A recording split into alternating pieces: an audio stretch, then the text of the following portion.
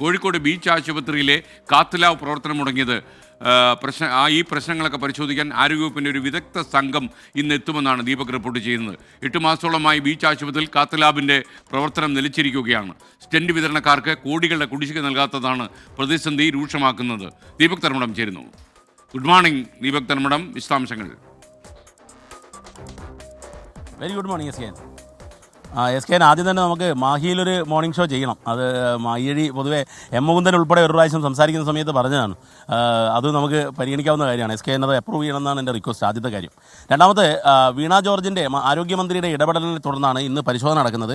ആരോഗ്യവകുപ്പിൻ്റെ planning assistant director Sudesh രാജിൻ്റെ നേതൃത്വത്തിലാണ് പരിശോധന. ഇതിൻ്റെ ഒരു പ്രധാനപ്പെട്ട കാര്യം, കാരണം മറ്റു സർക്കാർ ആശുപത്രികൾക്കെല്ലാം തന്നെ പണം കിട്ടാനുണ്ട്. പക്ഷേ കാത്ത് ലാബിൻ്റെ പ്രവർത്തനം 7 മാസമായി നിലച്ച് കിടക്കുന്നത് കോഴിക്കോട് ബീച്ച് ആശുപത്രിയിൽ മാത്രമാണ്. ഇത് സംബന്ധിച്ച് സർക്കാരിന് തന്നെ ചില സംശയങ്ങളുണ്ട്. ഇത് ബോധപൂർവ്വം ഒരു പ്രതിസന്ധി സൃഷ്ടിച്ചതാണോ ഉൾപ്പെടെയുള്ള കാര്യങ്ങളുണ്ട്. ഇതിൻ്റെ അഡ്മിനിസ്ട്രേറ്റീവ് തലത്തിൽ എന്തെങ്കിലും അപാകതകളുണ്ടായോ? മാത്രവുമല്ല, ഇതിൽ പണം HDCയുടെ പണവും അതുപോലെ കാരുണ്യയുടെ ഇത്തരത്തിലുള്ള പണങ്ങളെല്ലാം ഏത് രീതിയിൽ ഉപയോഗിച്ചു? മാത്രവുമല്ല, ഈ സ്റ്റെൻഡ് വിതരണം മുടങ്ങി എന്നതിൻ്റെ പേരിൽ ഉടനെ തന്നെ കാത്ത് ലാബ് അടച്ചിടുന്നു.